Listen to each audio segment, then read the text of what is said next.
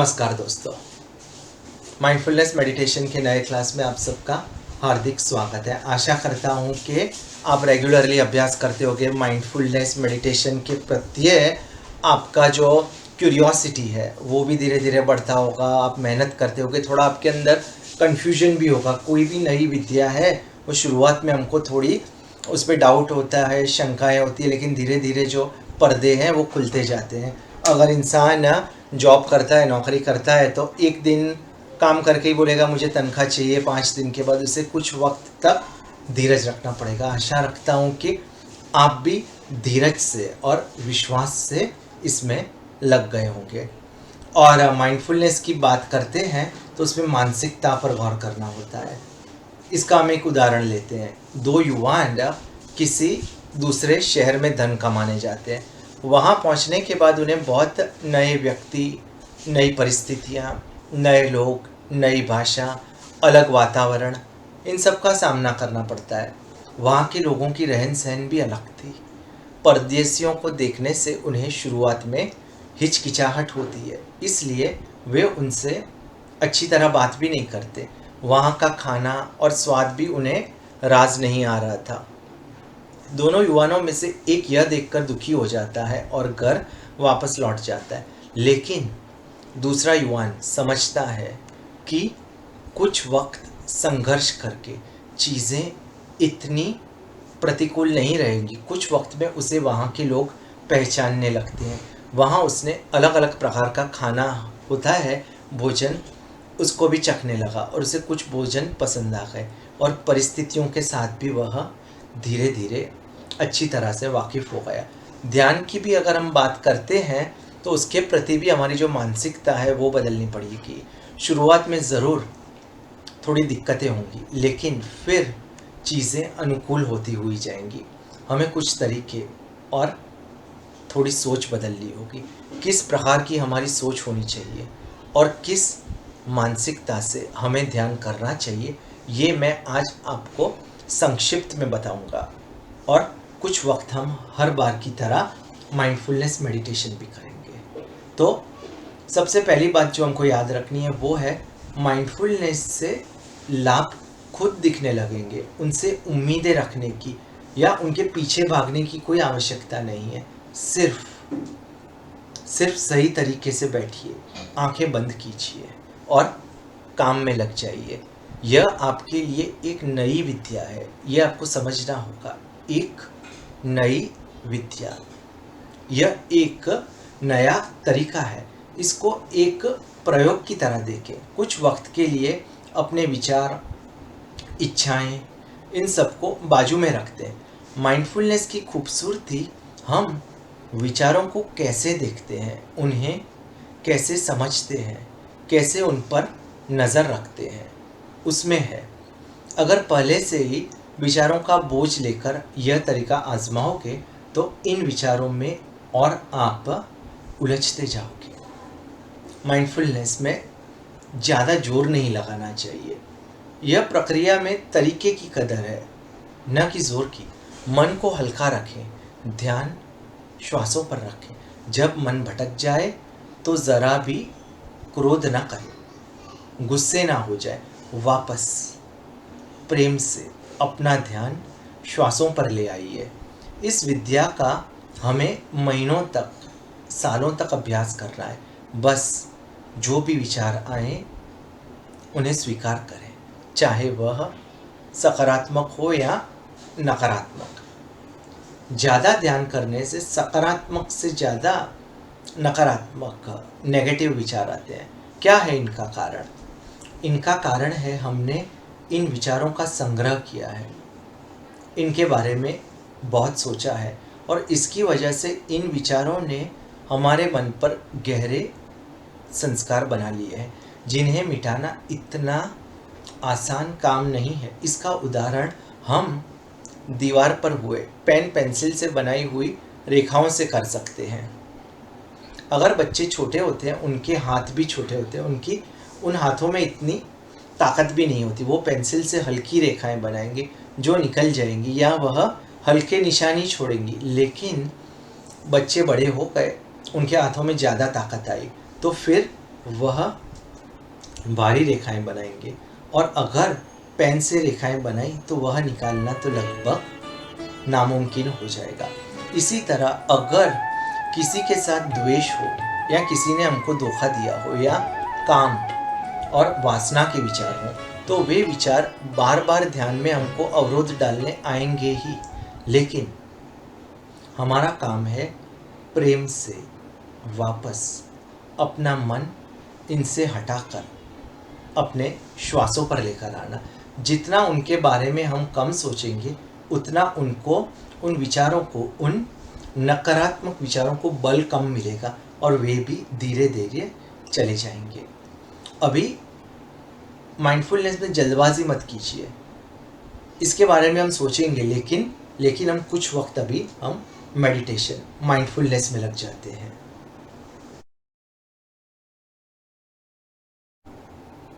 सबसे पहले एक आरामदायक स्थिति में आ जाइए। अगर आप ज़मीन पर बैठे हो तो कोशिश करके सीधे हो जाइए।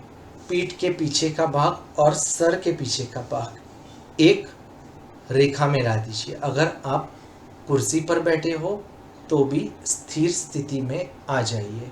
शरीर के किसी भी अंग पर अगर तनाव हो तो हिल डुल कर थोड़ा उसे आप एडजस्ट कर दीजिए। अगर तनाव होगा तो आपका ध्यान वापस उसी पर चले जाएगा। अब धीरे से अपनी आँखों को बंद कर दीजिए। अभी अपना पूरा ध्यान अपने श्वासों पर लेकर आइए। आपके श्वास लेने की पूरी प्रक्रिया पर गौर कीजिए, और उतनी ही बारीकी से श्वास छोड़ने की प्रक्रिया पर भी नज़र बनाए रखें। कैसे? जब हम श्वास लेते हैं तो श्वास नाक के द्वार से अंदर जाता है, उस पर नज़र रखें, और फिर उसी तरह नाक से ही वह श्वास बाहर की ओर जाता है। कोई और विचार आता है, वो तो मन का स्वभाव है, लेकिन आप आराम से वापस अपना ध्यान श्वासों पर लेकर आइए। वर्तमान में रहिए, दोहराइए मन में, मैं श्वास ले रहा हूँ और मुझे पूरी तरह से आभास है कि मैं श्वास ले रहा हूँ।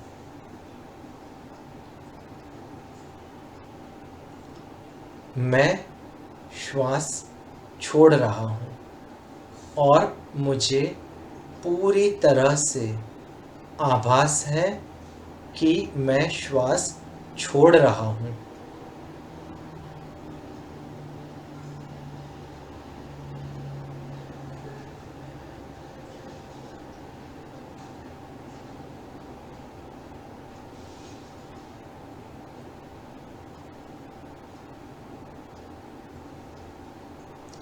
अगर कोई अन्य विचार आते हैं, आने दीजिए, इसका स्वीकार कीजिए। विचार आएंगे और फिर बादलों की तरह चले जाएंगे। वापस अपना ध्यान श्वासों पर ले आइए। वर्तमान में रहिए, मैं श्वास ले रहा हूँ और मुझे पूरी तरह से आभास है कि मैं श्वास ले रहा हूँ। मैं श्वास छोड़ रहा हूँ और मुझे पूरी तरह से आभास है कि मैं श्वास छोड़ रहा हूँ। मन भटकता है, यह तो उसका स्वभाव है। हमें वापस हमारा ध्यान श्वासों पर लेकर आना है। मैं श्वास ले रहा हूं और मैं सुकून महसूस कर रहा हूं। मैं श्वास छोड़ रहा हूं और मेरे चेहरे पर मुस्कान आ रही है। इस तरह हम हमारे शरीर और मन को वर्तमान क्षण से मिला रहे हैं। हमारा मन और शरीर पूर्ण रूप से वर्तमान में आ चुके हैं। श्वासों के माध्यम से इस सच्चाई तक हम पहुंच रहे हैं। इस क्षण का मैं निरीक्षण कर रहा हूं और ये वाकई में अद्भुत है।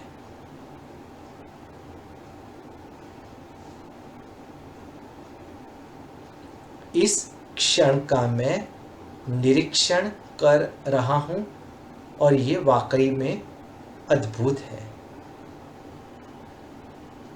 इस प्रक्रिया को और 2 मिनट तक चालू रखिए।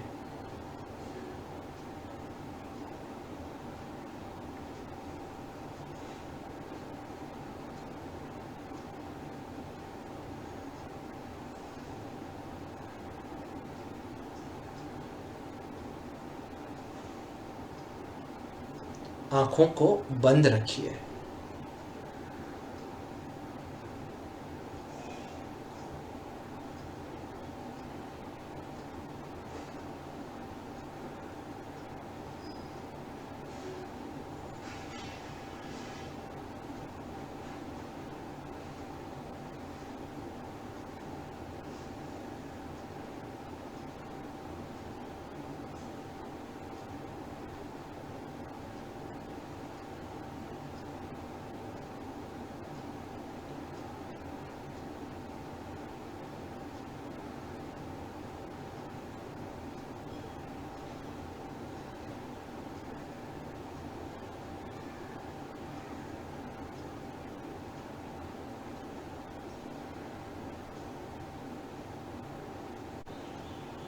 श्वास लेते समय सिर्फ श्वासों पर ध्यान और श्वास छोड़ते समय सिर्फ श्वासों पर ध्यान।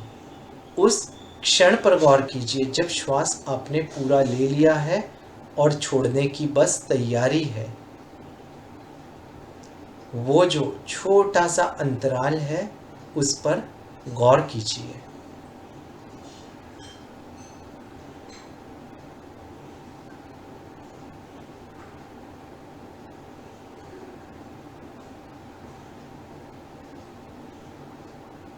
अब आपका ध्यान अपने नाक के द्वार पर लेकर आइए, जहां से श्वास आ रहा है। श्वास को आते हुए देखिए और जब उस द्वार से श्वास जाता है उस पर भी नजर बनाए रखिए।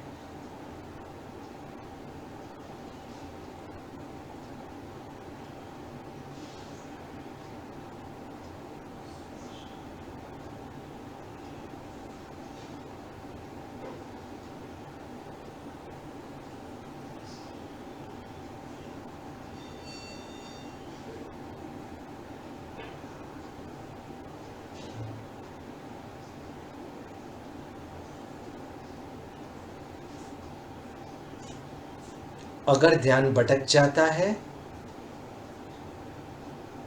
तो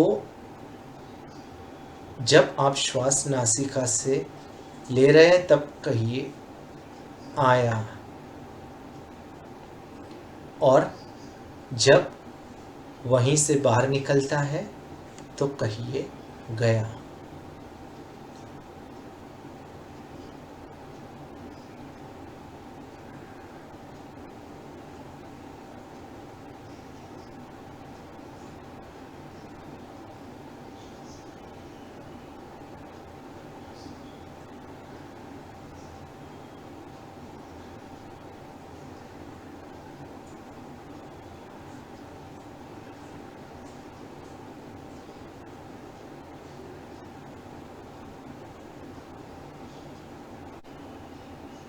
हमारा सेशन पूर्ण होने से पहले कुछ वक्त और आंखें बंद रखिए, रिलैक्स हो जाइए, गौर कीजिए कि ध्यान करने के बाद हमारा शरीर, मन और आत्मा कितने प्रफुल्लित हो गए हैं।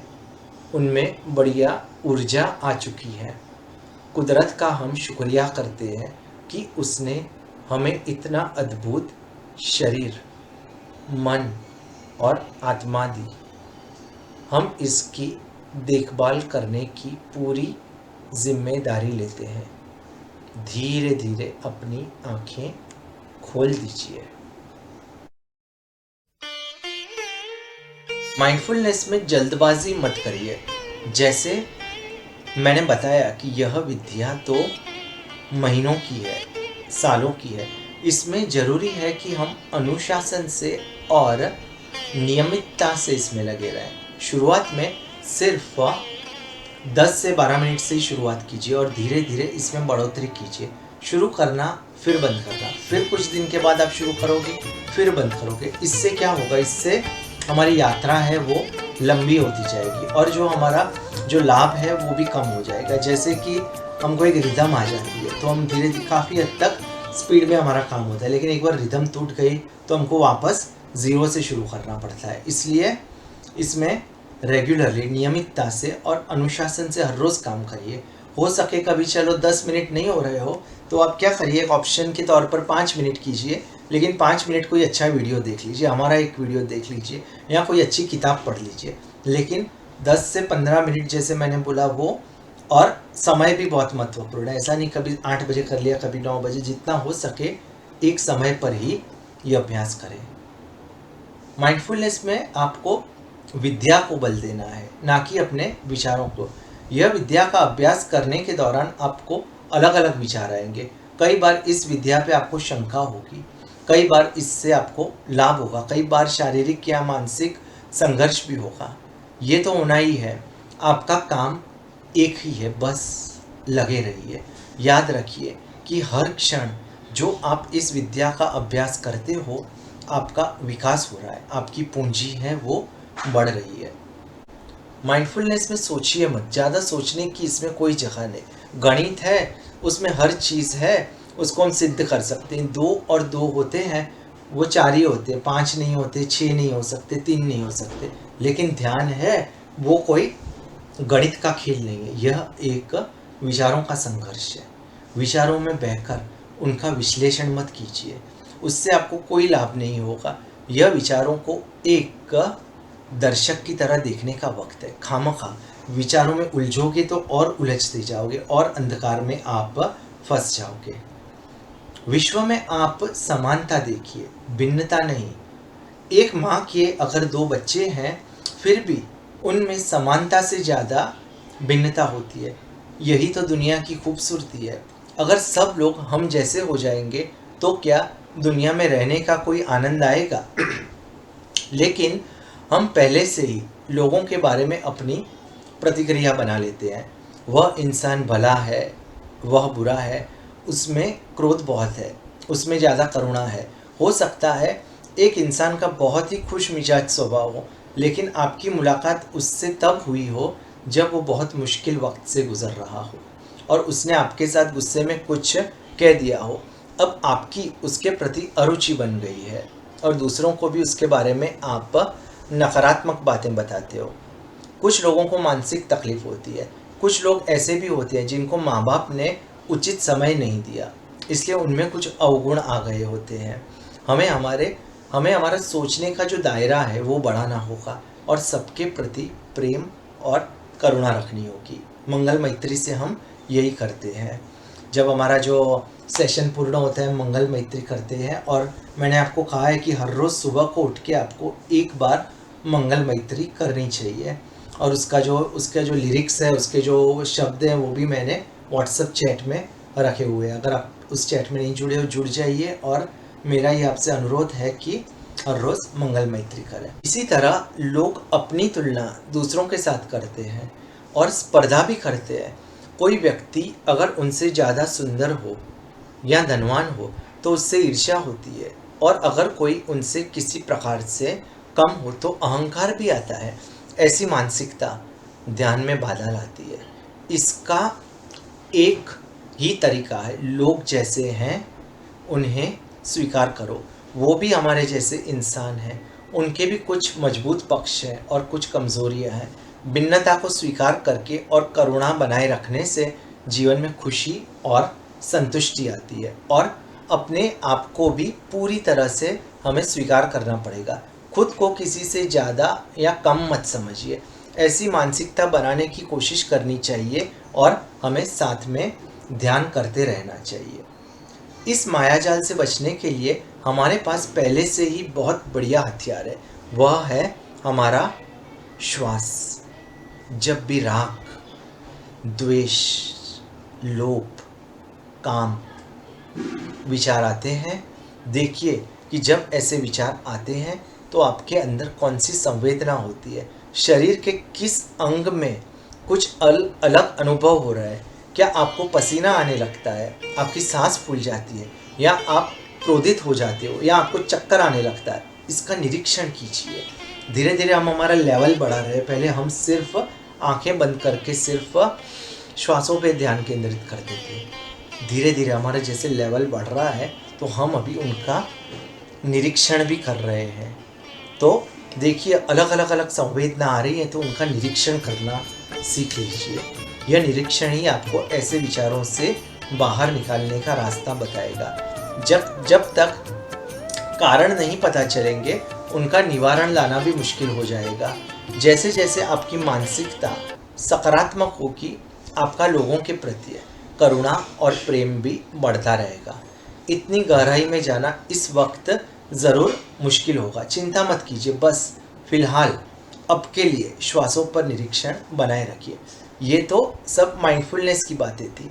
अगर मेडिटेशन की बात थी, एक गुरु ने कहा कि ध्यान तो अलग अलग प्रकार से होता है, लेकिन अगर आप एक सच्चाई समझ लोगे तो वो सबसे बड़ा ध्यान होगा। कौन सी है वो सच्चाई? बहुत आसान है, सुनने में आसान है, लेकिन समझने में, उसको इम्प्लीमेंट करने में ज़रूर मुश्किल है। बहुत ही सिंपल है। खुशी से और दर्द से चिपकना छोड़ दीजिए। ये सबसे बड़ा ध्यान है। कैसे चिपकते हैं हम खुशी से, और क्या दर्द से भी हम चिपकते हैं? अगर खुशी आती है तो हम इतने उत्साहित और प्रसन्न हो जाते हैं कि हम उसे चिपक कर गले लगाकर उसको जाने नहीं देना चाहते। उसी तरह अगर दर्द आता है तो हम उससे दूर भागने की कोशिश करते हैं, उससे नफरत करते हैं, लेकिन इतनी घृणा की वजह से वो हमारे मन में गहरे संस्कार बना लेते हैं। इसलिए उन गुरु ने समझाया कि खुशी से और दुख से, दोनों से लगाव नहीं करोगे, वो सबसे बड़ा ध्यान है। हमें पता है कि वो इतना आसान नहीं। क्या एक नई कार या नया घर आने से आपको प्रसन्नता नहीं होगी? क्या आप अपने नए घर के लगाव से आप बच पाओगे? या फिर आपको अगर बीमारी होती है तो क्या आप उससे बचना नहीं चाहोगे? इसी वजह से हम माइंडफुलनेस मेडिटेशन करके उस अवस्था में पहुंचने की कोशिश कर रहे हैं जहां पहुंचने पर बस मन शांत हो, प्रसन्न हो, लेकिन किसी सांसारिक खुशी या दुखी की वजह से नहीं, पर मन अपने मूलभूत अवस्था में वापस आ गया हो, उसकी वजह से। जब भी आपके मन में, वाणी में या कार्य में कुछ नकारात्मक या गलत चीज़ आए, उसे तुरंत निकाल दीजिए। उसको ज़्यादा वक्त तक अपने अंदर जगह मत दीजिए। अगर आपको चोट लगे और वहाँ से रक्त बहने लगे तो क्या आप राह देखोगे? नहीं, आपको तुरंत उसका उपचार ढूंढना पड़ेगा। उसी तरह जितना वक्त आप नकारात्मक विचारों या गलत भावनाओं या आलस, प्रमाद, क्रोध, द्वेष, वासना, इनको अपने मन में जगह दोगे, वो आपके मन में जगह बना लेंगे। हमें तुरंत माइंडफुलनेस के जरिए उनका शीघ्र निकाल करना पड़ेगा। ये सब बातें थी हमारी माइंडफुलनेस मेडिटेशन की इस सेशन की। अगर आपको भी कोई प्रश्न हो तो जो मेरा ईमेल आईडी है उसमें आप मेल कर सकते हो, और जो हमारा व्हाट्सएप ग्रुप है उसमें अगर आप नहीं जुड़े तो उसमें जुड़ जाइए और आपके ओपिनियन दीजिए, वीडियो बनाइए कि आपको इस विद्या में क्या नया सीखने मिल रहा है, ताकि हम ये वीडियो दूसरों को शेयर कर सकें और दूसरों को भी इनसे उत्साह मिले। फिलहाल के लिए इतना ही, और हम अभी मंगल मैत्री करके विश्व में सबका कल्याण हो उसकी भगवान से, उसकी ईश्वर से हम प्रार्थना करेंगे। तेरा मंगल तेरा मंगल तेरा मंगल होए रे, सबका मंगल सबका मंगल सबका मंगल होए रे। जिस गुरुदेव ने धर्म दिया है उनका मंगल होए रे। जिस जननी ने जन्म दिया है उसका मंगल होए रे। पाला पोसा और बढ़ाया उस पिता का मंगल होए रे।